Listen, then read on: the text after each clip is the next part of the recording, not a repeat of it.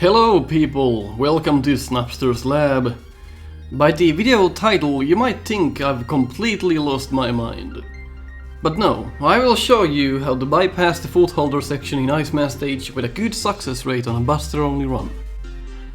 You literally cannot fail if you use this method, and the situation plays in your favor. We'll get to what could potentially still kill you a bit later on. I also have cracked the code, so to speak, of how footholders actually work. This is something I'm excited about, and the whole Mega Man community should be excited about. I found this out by studying footholders long enough, so let's get to it. First things first, footholders indeed have a small set of patterns, and they are not completely random, even though most of their movement would indicate so. This trick is doable wherever there are footholders. Doesn't matter if it's Iceman stage, or the first Wily stage, or even a Mega Man 1 hack for that matter. There are a couple of rumors circling around and I thought I should clear them up first. Number 1. The shots from the footholders trigger a frame where you get hit when you jump on them as the shots come out. Here's some footage as a proof that this is false. I have enabled Game Genie codes that make Mega Man invincible, and another code that locks the footholders in place vertically. Here you can clearly see that no damage is taken, but you still drop through. Number 2. It's completely random whether you drop through or not. This is also false. I'll get to this in more detail soon. Number 3. When the footholder changes direction, it triggers a bad frame, and as you jump on the footholder during this frame you drop through. Sad to say, this is also false. You are wrong. You can safely land on a footholder that has just changed directions horizontally. Let me demonstrate it to you first. I'll run through the section a couple of times perfectly, and maybe you can see what I'm doing. So here's the first attempt. So as long as you know what you are doing, and as long as you have patience, you can do this without dying. Doesn't matter if you get hit by bullets, as long as you know when to get hit. This is all about taking your time, make sure the pings don't get you. And I know for a fact this footholder doesn't get stuck, even though it might seem so. The last one does though. And we are through. Here's the second run. No problems so far. Getting cute patterns as well. I'm telling you, as long as you know what you're doing, there should be no problems. Of course, bad shit can happen, but for the most part this should increase your chances by hell of a lot. And we are through. Now, what would happen if someone else tried the complete reverse strategy? Go ahead, buddy. Okay. Not surprised. If you don't believe me yet, let me assign a turbo button to my controller and jump like a maniac without dropping through. The answer is simple. Never jump on a footholder that's moving up. Yes, it's that simple. Never ever jump on an upwards moving footholder, or you are in a risk of dropping through. Remember when I said nobody has ever landed on a footholder and lived? Stay with me here. It's not the shots, it's not the horizontal movement or change of direction, it's simply the up movement that can trigger a glitch where you will collide with the footholder. This happens when the footholder is moving up as you are falling down, and you happen to land on an unfortunate frame. Well, more about that later on. So what is really going on here? I'll get to it soon because that's truly the best part.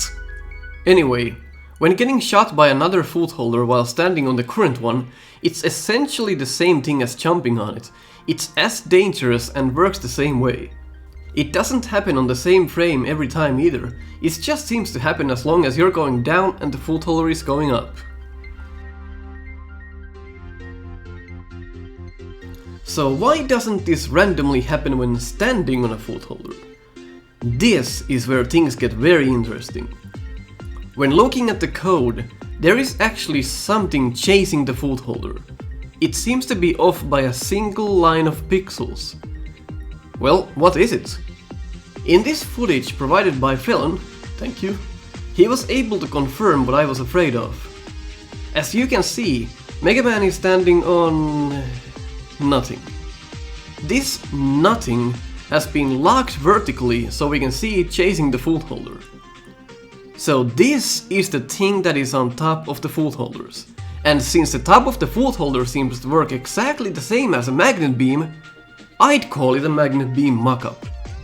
So let me get this straight.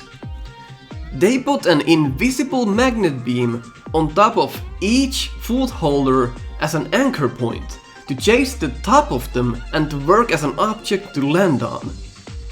Of course. This comes into play when jumping on a foot holder. Unfortunately, this thing sometimes gives way and thus you hit the foot holder itself. So the foot holder is not at fault here, it's the invisible magnet beam platform that just for some reason drops you through it. It's probably because of the velocity problem in the game. As you've probably seen in the past, some drops from great heights, or if you just drop from a foot holder straight up, you'll just drop down crazy fast. So I think the velocity problem and the invisible magnet beam and how they somehow collide into one another cause this problem. It has nothing to do with the foot holder itself. If you're wondering how I know this, it's because I removed all of the collision damage in the game and you still drop through the foot holders. Well, the invisible magnet beam I should say, because when that gives way, of course you'll drop into the foot holder's hitbox. The only thing holding you on top of a foot holder is a single line of invisible magnet beam pixels. Perfect. Even though magnet beam looks like about 6 pixels wide, it's actually only a pixel wide. I can prove this. Watch how closely the platforms represent each other. Magnet beam carries the same method of platforming as the invisible platform following the foot holders.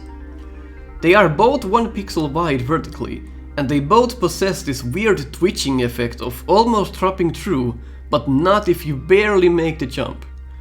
Holy I can't believe this! You could essentially produce the foot holder glitch on the magnet beam itself if you had an upward moving magnet beam and you jumped on it. Another notable thing is that if you place a magnet beam above the foot holder's invisible magnet beam platform and waited for it to come up, it doesn't actually lift you up from the real magnet beam, it completely ignores your presence.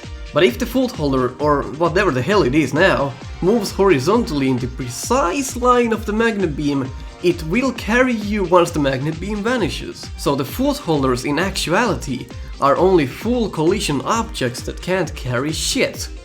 It's the anchor point of the invisible magnet beam that's doing all the work. The foot holders were never supposed to carry you.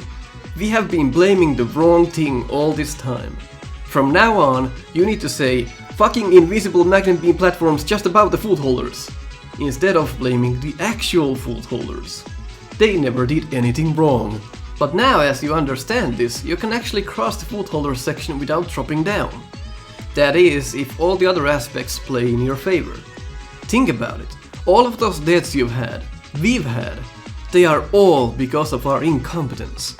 Now, does that mean it's now easier to cross the pit?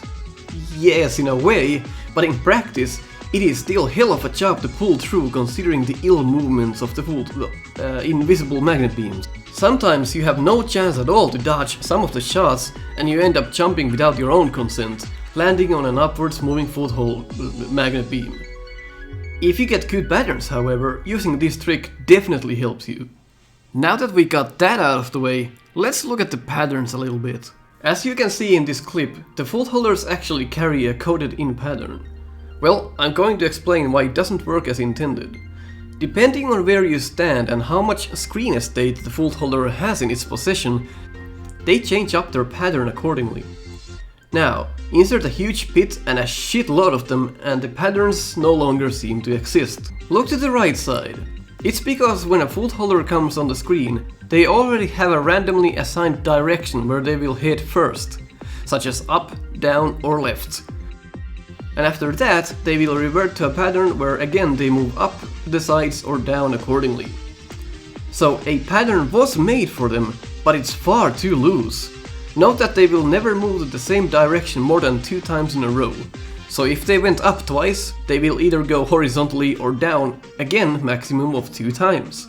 This is useful when crossing the pit if you have another set of 2 eyes. From now on, when I say foot holder, take it as invisible magnet beam. Let's discuss the random patterns and why it seems like sometimes the foot holder is stuck, repeating the same pattern over and over again, making you unable to proceed. By observing foot holder behavior for several hours, yes, I'm an idiot, I think I finally figured out what causes the foot holders to be stuck at times, repeating the same 3-point pattern. Left, up, right. Right, up, left, for example. This is only a hunch, but it does sound valid when you really think about it. This pattern bug happens as a result of lacking space.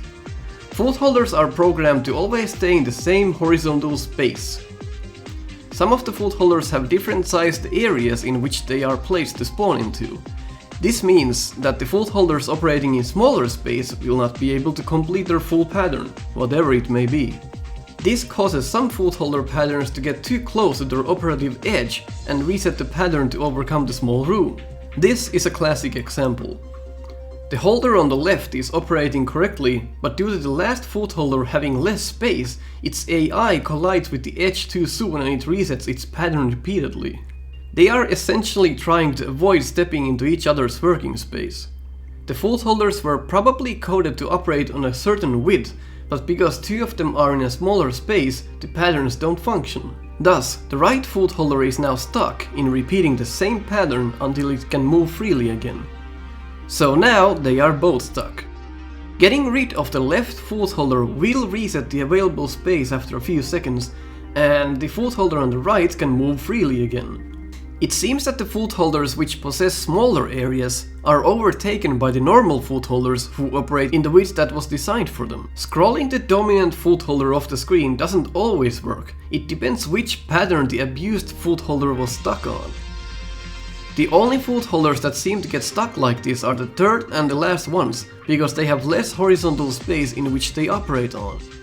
The same problem exists with the first foot holder in the first Wily stage, because again, it operates on a smaller horizontal space than the rest of them. All of this gets too crazy and weird to even understand. It's like, most of the foot holders have proper space for their patterns, but then 2 of them don't, and cause they don't, they can't fully complete their patterns, let alone thinking about the invisible anchor point magnet beam following the goddamn thing all along. This doesn't make it any easier to understand just what the hell is going on with the locked up patterns. What a total fuck up. So, what's the conclusion then? Only jump on foot holders that are going horizontally or down. If you get a locked pattern, scroll the offending foot holders off the screen and pray for the best. That's all for now, thanks for watching, and I hope this helped some of you to conquer the fear of foot holders and to cut them some slack. Cool? Yes. Helpful? Definitely.